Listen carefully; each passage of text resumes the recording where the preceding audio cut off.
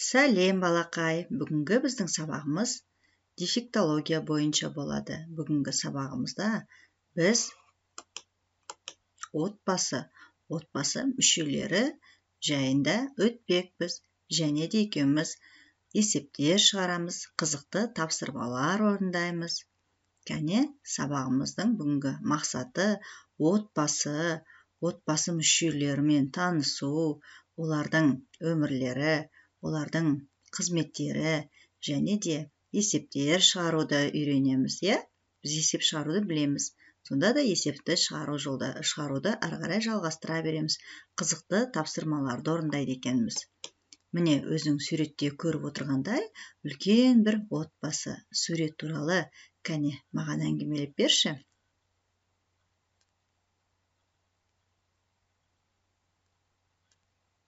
Балақай, сен дұрыс айтасың. Суретте өзің көріп отырғандай үлкен отбасы, отбасы мүшелері, атасы, апасы, әкесі, анасы және ұлы мен қызы, яғни балалары, Әр отбасы осындай отбасы мүшелерінен тұрады екен. Олар өте тату отбасы, Барлық отбасылар өте тату, бақытты. Қазіргі уақытта міне бұрыннан бері отбасылар өте берік, отбасы тату, әрқайсысы бір-біріне жанашыр адамдар болып келеді екен. Отбасының бірлігін, беріктігін, барлығын сақтап, татулығын сақтап тұратын, ынтымағын арттырып тұратын бұл жерде үлкен қариялар екен, атасы мен әжесі, яғни одан кейін барып үйдің шаруасына жауап беретін анасы, жұмыс жасап, осы үйдің жағдайын жасап отыратын әкесі екен, Ал балалары мектепте оқиды, балабақшада оқиды, немесе кішкентай болса, үйінде болады екен. Міне, үлкен бір отбасы туралы осындай жақсы әңгіме айтуымызға болады екен.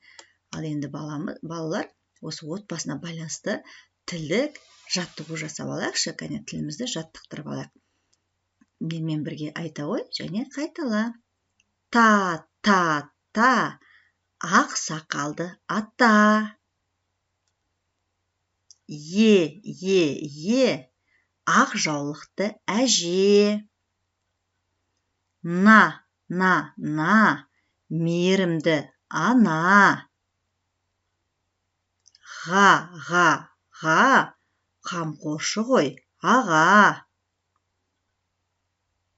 Ыз, айназ жақсы қыз. Ла, саят пысық бала. Жарайсың балақай, сен де менімен бірге тура осылай қайталады деген ойдамын. Кәне балақай, келесі суретке назар аудара ғой, сұрақтарға жауап берші. Және сол жауабыңды дәптерге жазып, маған суретке түсіріп жібер. Кәне, бірінші сұрақ, отбасы мүшелерін ата. Жарайсың, атасы, апасы, әкесі, анасы, баласы және қызы екен. Кәне балақай, біз сабақтарда амандасу рәсімін осы отбасыларға байланысты амандасуды жасаушы едік қой. Кәне есіңе түсірші. Кәне саусағымызды көрсетеміз, Ағымды көрсетейін. Міне, өзің көріп отырғандай алақанымызды ашамыз. Және мынау біздің үлкен бармағымыз, саусағымыз атамыз, Атамызбен келіп барлығы кезек амандасады екен.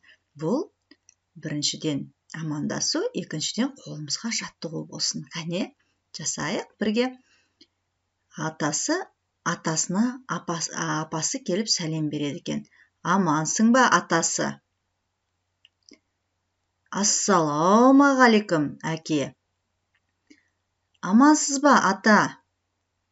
Ассалаумағалейкум, ата, деп баласы сәлем береді, Сәлеметсіз бе, деп қызы сәлем береді екен.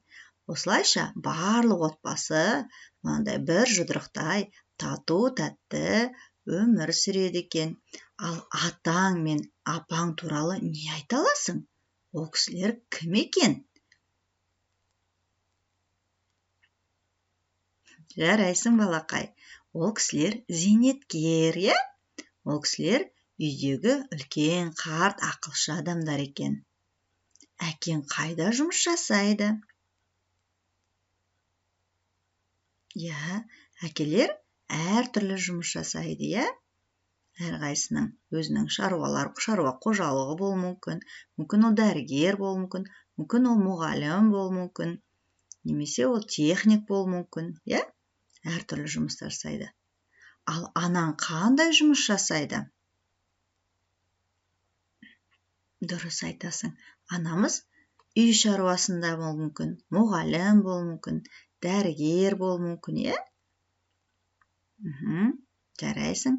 Дұрыс айтасың. Анамыз үй шаруасымен айналысады, иә? Үйдегі барлық тазалыққа да жауап береді екен. Ал өзіңмен бірге туған бауырларың туралы не айтасың? Я, балақай, өзіңмен бірге туған бауырларың, олар оқушы болуы мүмкін. Немесе үлкен аға әпкелерің болса, олар студент болуы мүмкін. Ал қарындас деген кім екен? Жарайсың, балақай. Қарындас деген, егер ер бала болса, содан кейінгі қызды қарындас деп айтамыз, иә? Қарындасымыз кішкентай болса, ол балабақшаға баруы мүмкін, немесе үйде болуы мүмкін, иә? Осындай, егер ер баладан үлкен ол болатын болса, ол ағасы болады, қыз болатын болса, ол әпкесі болады, иә? Өте жақсы, балақай. Сен сұрақтардың барлығына жақсы жауап берді деген ойдамын. Балақай, келесі тапсырмаға қарайықшы. Отан отбасынан басталады деген жақсы мақал бар, иә? Көрдің бе? Отан деген отбасынан басталады дегенді қалай түсінесің? Айтып берші. Я, барлығымыз осы отан деген, ол біздің үйімізден басталады екен, иә? Үйімізде қандай тәрбие көрсек, қандай жақсы істер көрсек, соны барлығымыз бірдей жасап, бірдей жақсы болуға талпынамыз, иә? Біз әкеміз бен анамызға, апамыз бен атамызға ұқсап, жақсы үлкен азаматтар болуға тырысамыз. Кәне, мына өлең жолдарын оқимыз, және оны үйден жаттаймыз. Қазірше екеуміз мәнерлеп оқуды үйренейік, иә? Атам, әжем, әкем, анам, төртеуі де отан маған. Төртеуі де ботам дейді, ер азамат атан дейді. Мақтанамын отаныммен, отаныма ботамын мен. Жарайсың, балақай. Менің артымнан қайталап жаттауға дағдылан. Міне, балақай, біз отбасы және отбасы мүшелерімен таныстық. Енді екеуміз кішкене сергіп алайық, иә? Кәне, орнымыздан тұрайық, иә? Мойнымызды бұрайық, оңға қарай, солға қарай, алға, артқа, қолымызды жазайық. Құс боп ұшып, қонайық. Жарайсың, балақай. Балақай, сен күн ұзаққа сабақ оқыған кезде телефонға немесе компьютерға ұзақ қарайсың, иә? Сол кезде көзің шаршап кетеді. Кәне, сергіту жаттығуды көзімізге де жасайық. Кәне, көзімізді қатты жұмып, 5 рет ашып жұмайық. 1, 2, 3, 4, 5. Жақсы. Енді көзімізбен жан-жаққа қараймыз. Кәне, жоғары, жан-жағымызға, төмен, жанымызға, жоғары, оңға, төмен. Кәне, қайталаймыз. Жарайсың, балақай. Осылай көз жаттығуында жасап тұру қажет екен. Ал енді келесі тапсырмаға көшейік. Қызықты математика дейді. Біз математиканың есептерін шығарғанды өте жақсы көреміз, иә? Біз енді сенмен 3 таңбалы сандарға да келіп жеткен екенбіз. 3 таңбалы сандарға 2 таңбалы сандарды қосу және азайту амалдарымен есеп шығарып көрейік. Бұл есептерді сен баған түрінде шығарсаң, оңайырақ болады. Кәне, бұл тапсырманы өзің орындай қой. Кәне бір-екеуін орындап көрейік. Бірінші, екінші тапсырманы, қалғанын өзің орындайсың, е? 126-дан 20-ны алатын болсақ, неше шығады, балақай? Жарайсың, 106 шығады екен. Ал енді 111-ге қосамыз 18-ді. Неше шығады, балақай? Жарайсың, балақай. 129. Міне, балақай, сен осылай өзің есептерді баған түрінде шығарып, маған жазып жібере ғой. Келесі тапсырма дидактикалық ойын кім тапқыр деп аталады. Кәне, отбасы мүшелеріне өз аяқ киім табуға көмектесейікші. Кәне, қараш, мына балаға, ағамызға, немесе бауырымызға доппен ойнағанда аяғына кию үшін не керек екен? Мына оң жақ шетіндегі суреттерді қарасаң, аяқ киімдердің суреттер бір бағанға жиналған, е? Соның қалай аяқ киімі керек екен? Жарайсың, балақай. Оған бірінші аяқ киім кроссовки керек екен, е? Доп тебу үшін. Ал енді мына кішкентай қызды қараш, креслода отыр екен, е? Жерге түсейін десе, аяғында аяқ киім жоқ, аяқ тоңып отыр. Өйткені оның аяғы жалаң аяқ. Кәне, қарындасымызға немесе сіңлімізге аяқ киімін тауып көмектесейікші. Я, жарайсың, балақай. Мына қатардағы 1-ші, 2-ші, 3-ші, 4-ші, 5-ші тұрған, аяқ киім, үйге кетін аяқ киім, тышқан сияқты. Жұмсақ аяқ киім керек екен. Жарайсың. Ал енді әкеміз қараш, шаңғымен сырғанағанды жақсы көреді. Бірақ аяқ жалаң аяқ, байқадың ба? Оған не керек екен? Аяғы тоңып қалды ғой. Жарайсың, балақай. Ең соңғы аяқ киім шаңғыға арналған аяқ киім екен. Біз соны әкемізге ұсынамыз. Ал енді міне үлкен ағамыз біздің саяхатқа шықпақ, тауға барады ғой дейм, е? Оған жалаң аяқ тауға шығуға бола ма екен? Жоқ, әрине. Кәне, оған қандай аяқ киім керек? Көмектесейікші. Я, балақай, дұрыс айтасың. Оған тауға кию үшін 2-ші тұрған ботинка керек екен, е? Өте жақсы. Ал балақай, біздің анашымыз әдемі киініп алыпты, байқадың ба? Бірақ аяғында аяқ киім жоқ. Кәне, анамызға қандай аяқ киім керек? Жарайсың, балақай, сен өте тапқыр екенсің. Ол анамызға туфли керек екен. 3-ші тұрған туфли, әдемі туфли, е? Ал енді мына кішкентай қарындасымыз тағы да суды шап-шап етіп кешіп жүр жаңбырлы күні.